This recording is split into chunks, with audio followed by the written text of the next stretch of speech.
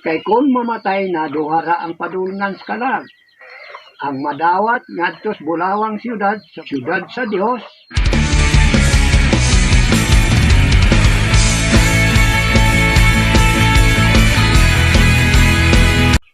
Praise God. Akong basahon Santiago 5:1 paingon sa bersikulo 5.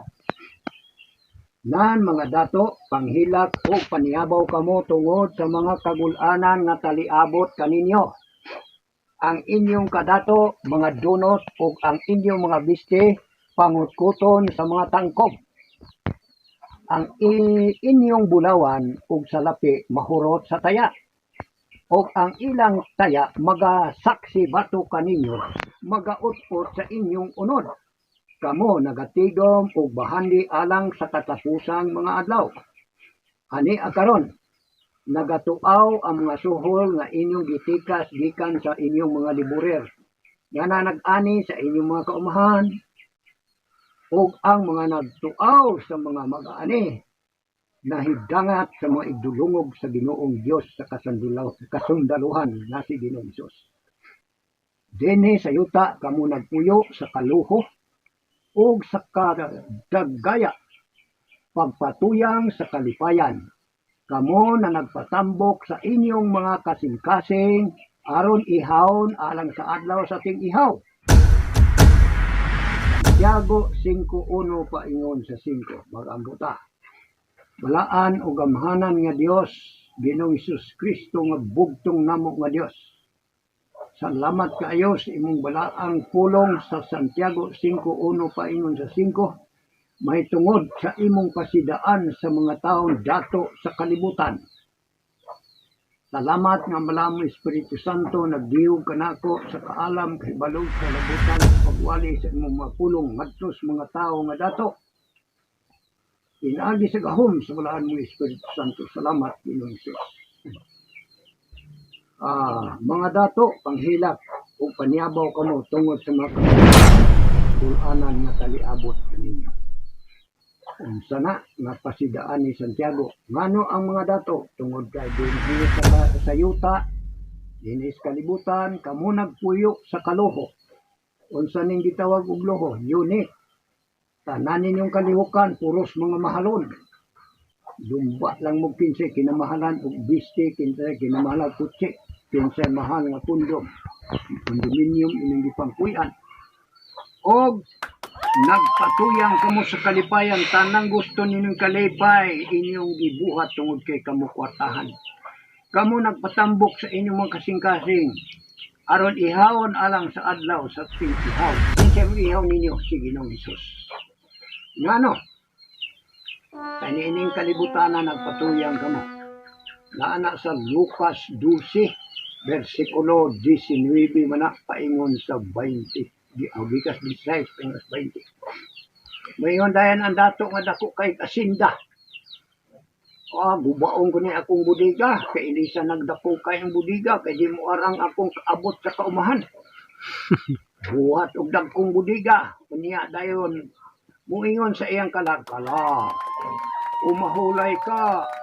Kay di tagan-an takas taas-taas nga katuigan sa pagkaon ug inom sa akong mga abot apan wa maghatag sa bahin sa Dios. Pagkamatay nimo, Lucas 16:24 ang imong kalag dito ilabog dito sa bungaw nga nagdilaab nga kalayo. Ang imong kalag sa Lucas 16:24 man paingos 26 anto sa nagdilaab nga init nga kalayo. Dito na ang imong kalag. Dito na ka makahibalo nga maay pa diay ng hatag kasi yung pagkadato buhi pa ka pero wa na higayon kay patay ka na. Busa ang kalag sa tao mo ikinahanglan nga maluwas sa buhi pa siya.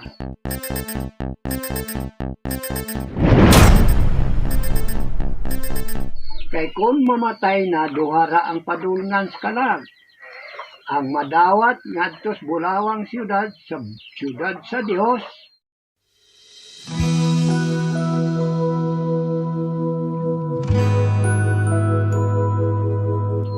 pinadayag size 15, 11 man na, paingon sa pinadayag size 9 na, paingon sa 11.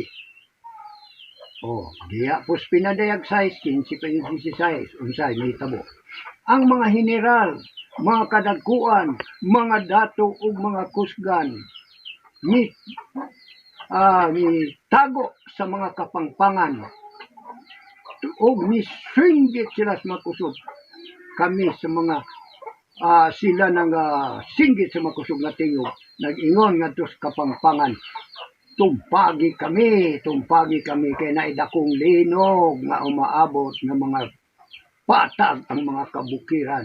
Yun sa may mukover dito kadtong mga dato, mga dagkog katungdanan general, mga dagkog ranggo nga malagad sa Dios ang alagaran Dios makaingon gid sila sa dakong linog nga tumpagi kami kay di ni antos pagtan-aw sa naong ni Ginoong Hesus apan ang mga kalag nga nangaluwas dilipay o gipapahulay sa Dios kansang mga tarbahos buhi pa nagwali sa pulong sa Dios pinadaya sais wibi paingon sa kunsi yun ang Dios pahulay sa kamudias makadiot hantod matangko na ang gidaghanon sa inyong kaigsuunan nga ihawon unta usab sa mga kadagkuan aron dugang kaninyo apan ang kalag nakapahulay mao kana ang mga pobre ug kabus nga gisinalikway sa mga dato. Mao nang nag-ingon si Ginoong Hesus sa usa ka taon dato nga Hudyo. Ang kalisod sa pagsulod sa usa ka dato sa ginharian sa langit. Perteg yung lisura ang pagsulod sa dato ngadto sa ginharian ni Ginoong Hesus.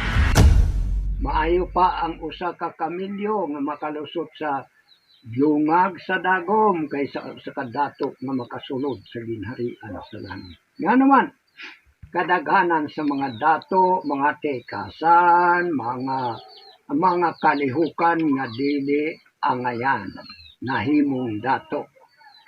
Na mga land grabber, daghang kaso nga atubang para lang sila apan alaot ang ilang talag kay di kasulod sa ginharian sa langit.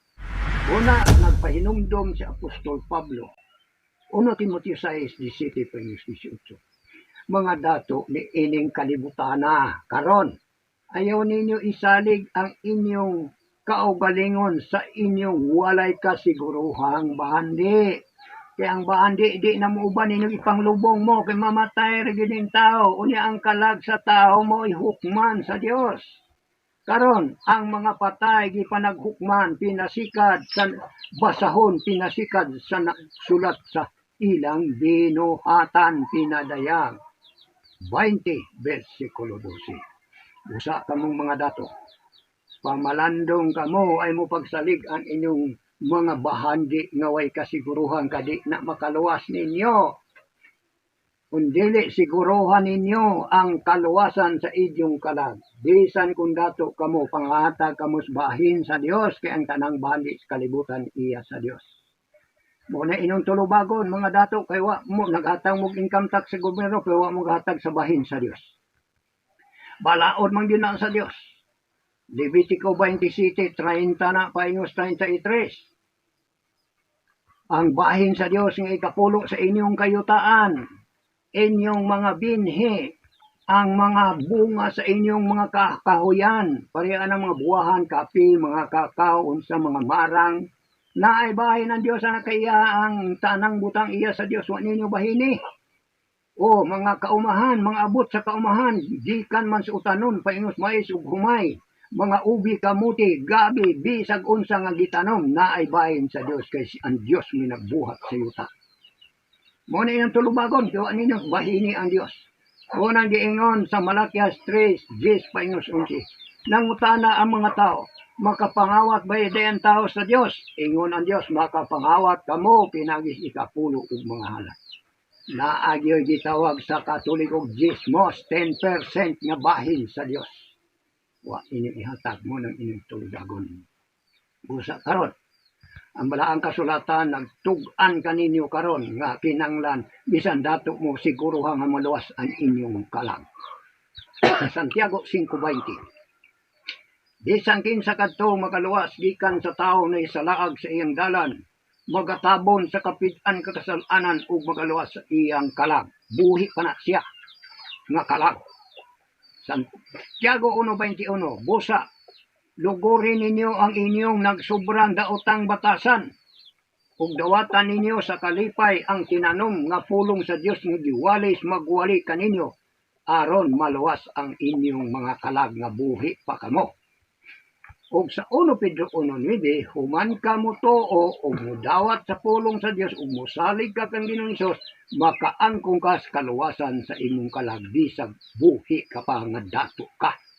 Mao kana ang giwalis sa Dios nga gitudlo niya kanako pinagisgahom sa Balahang Espiritu Santo aron maluwas ang mga taong mga dato nining kalibutan. Salamat sa Dios. Diyos nagpanalangin sa tanang nagpataling sa Balahang Pulong. Inyong igsoon, Pastor Magwali, Dionisio Bernel, Pahanong San Luis Malikbog, Bukidnon, 1 Corinto 9:16. Salamat sa Dios. Ang Dios nagpanalangin kanatong tanan. Amen.